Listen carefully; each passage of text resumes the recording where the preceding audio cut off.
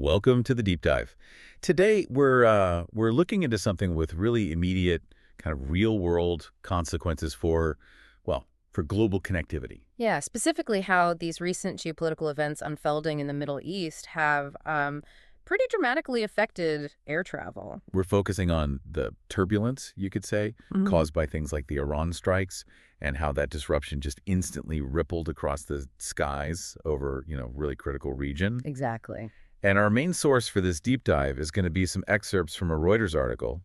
It's titled Middle East Airspace, Iran Strikes and Flight Divert.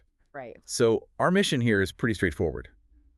Let's understand what actually happened to the airspace, according to the source, and maybe more critically, what airlines had to do about it, and why does it matter? And why should it matter to you listening? Well, because these sudden shutdowns, especially in key transit zones like the Middle East, they really pull back the curtain on the immense logistical challenge airlines face, Yeah. all in real time. It's actually a pretty fascinating look at the sort of hidden complexity behind keeping global air travel moving, you know, safely when these unforeseen things happen. Okay, so let's dive into what this Reuters piece laid out.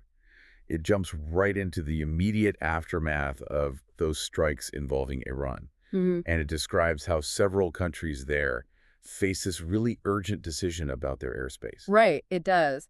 The article details how Jordan, Iraq, Lebanon, and Israel, too, they very quickly announced closures. Temporary closures, but still. Like with that impact. Exactly. These aren't just like minor tweaks. We're talking about sealing off major aerial highways that are normally packed with flights. And yeah, when you close a major highway, all that traffic needs somewhere else to go.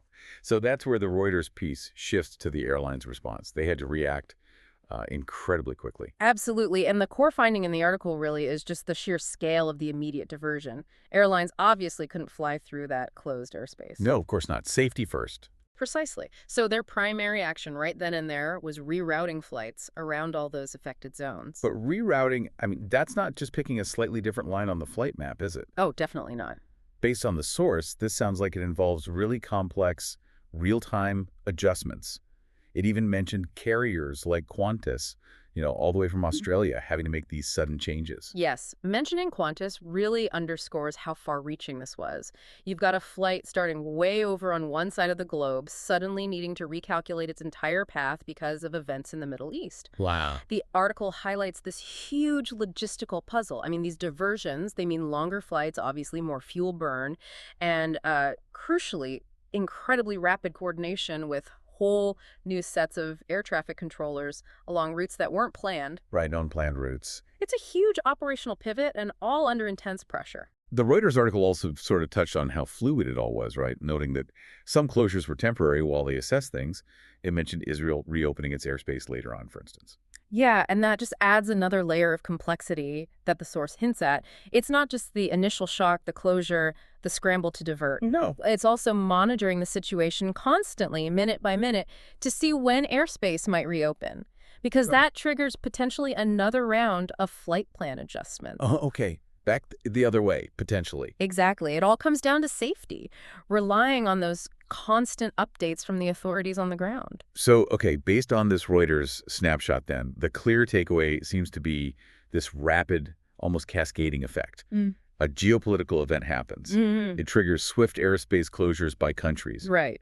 which then forces airlines into these immediate, very complex flight diversions. It just highlights the incredible operational agility needed in global air travel today. That's it, exactly.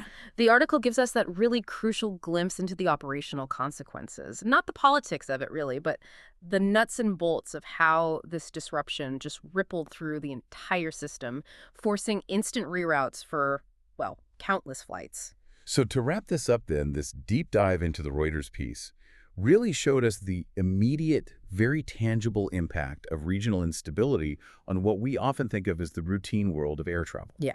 Countries closing their skies, airlines scrambling to divert flights. And revealing that whole underlying complexity of keeping things safe and moving up there. Precisely. And maybe it leaves us with a thought for you, the listener, to consider based on what we've just talked about.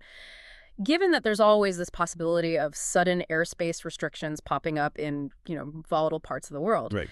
how does the entire global aviation system, which is fundamentally built on efficiency and predictability, How does it continuously adapt its incredibly intricate network, the flight paths, the safety protocols? How does it adapt all that in real time? It's clearly a dynamic challenge, and it seems it's far more complex than just, drawing a detour around a no-fly zone.